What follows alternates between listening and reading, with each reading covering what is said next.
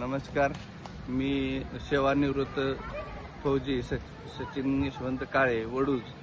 मी ST. Canteen वडूजचं alcohol केंद्र आहे ते सागर मानसिंग कदम यांच्याकडून चालवायला घेतलं होतं सप्टेंबर 2025 मध्ये. नमस्कार.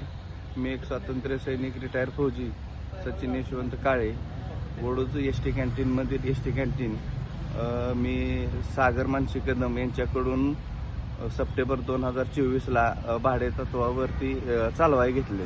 म्हणजे तसं लिकीटाकी काय नव्हतं, माणुसकीच्या हे नव्हती, म्हणजे घ्या काय अडचण येणार नाही. आणि मी मार्चमध्ये ते कॅन्टीन माझ्या काय कारणास्तव मला चालवता आलं नाही म्हणून मी ते त्यांच्याकडे माघारी दिलं.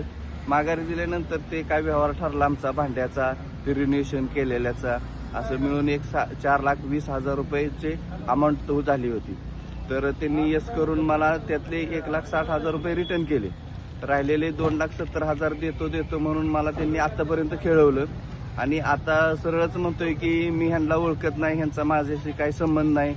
आणि मग मी त्यांना म्हटलं की आमचं सामान द्या. मी फोन केला, फोन उचलत नाही, माझ्या फोनला काही रिप्लाय नाही.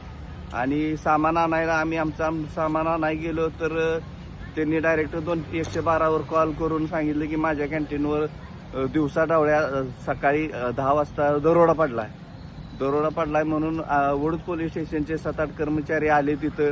त्यांनी पाहिलं की काय विषय, काय प्रकार आहे. तर त्या प्रकारात त्यांना निदर्शनास काय झालं नाही, की नॉर्मल आहे, हे कॅन्टीन चालवत होते हे त्यांना पण माहिती होतं. मग त्यांना फोन केला, बाबा असं आहे, काय विषय आहे नेमका, तुम्ही येऊन इथं मत मांडा पोलीस स्टेशनला, सर कंप्लेंट करा. तर ते म्हणला येतो 11 वाजता, येतो 12 वाजता, आलाच नाही. परत 4 वाजता येतो म्हणला, खेळवतोय.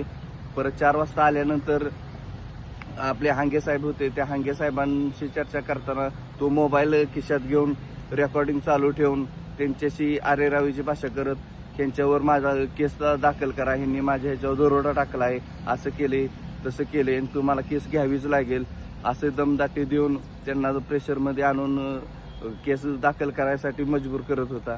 मग हांगे साहेब म्हणजे ठीक आहे, सोनवणे साहेब येणार आहेत, साहेब आल्यानंतर तुम्ही बोला, त्यांच्याशी चर्चा करा आणि मग काय असेल ते तुमचं मत मांडा. मग सोनवणे साहेब आल्यानंतर त्यांनी तोच प्रकार मोबाईल खिशात ठेवून रेकॉर्डिंग चालू केलं आणि सांगितलं की माझं दरोडा पडलाय, दरोड्याची तक्रार आहे, तुम्हाला घ्यावीच लागेल, असंच आहे, मी ह्यांना ओळखत नाही. मग त्याच्यानंतर सोनवणे साहेबांनी सांगितलं, बाबा तुझं काय असेल ते रिसर कंप्लेंट दे, तुझं काय असेल ते मत मांड. त्यानं मत मांडलं नाही, काय नाही. आणि परत डायरेक्ट तो सरकारी हॉस्पिटलमध्ये जाऊन व्हिडिओ बनवतोय की मला मारहाण केली पोलीस प्रशासनानं, सोनवणे साहेबांनी मारहाण केली, असा काय प्रकार घडलाच नाही. किंवा माझे पैसे बुडवण्याच्या उद्देशाने काय बी खोटा आरोप लावतोय पोलीस प्रशासनाला, तो प्रेशर टाकतोय, मी राजनीतीत राजकारणात ह्यांच्याशी जाईन. त्यांनी बऱ्याच मोठ्या राजनीती मंत्र्यांना फोन करून सांगितलंय की असं झालं तसं झालं. आणि ऍक्च्युअली प्रकार तसा काहीच नाही, ह्याला पैसेच बुडवायचे आहेत. आणि ह्यानं असं प्रत्येक जणांना असंच टोप्या घातलेले आहेत, त्यांना असंच त्याचा तो पेशाच आहे की पैसे बुडवायचं. मी एक स्वातंत्र्य सैनिक आहे, मी 18 वर्ष देशाची सेवा करून आलो.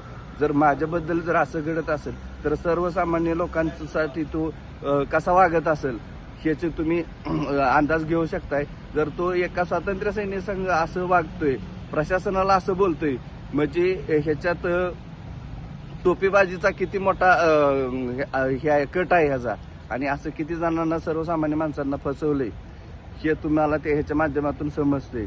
मग आता मी काय करायचं, जर मी स्वातंत्र्य सैनिक असून जर माझी फसवणूक होत असेल, मला जर सगळं उलट माझ्या थोपवतोय की बाबा मी यांना ओळखतच नाही, हे करत नाही. माझ्याकडे त्याच्या नावाचे पावती पुस्तक आहे, मी रोज त्याला पैसे पाठवत होतो, पिगमी लावलेली होती, त्याच्या संग बोलणं झालेलं आहे, चॅटिंग आहे.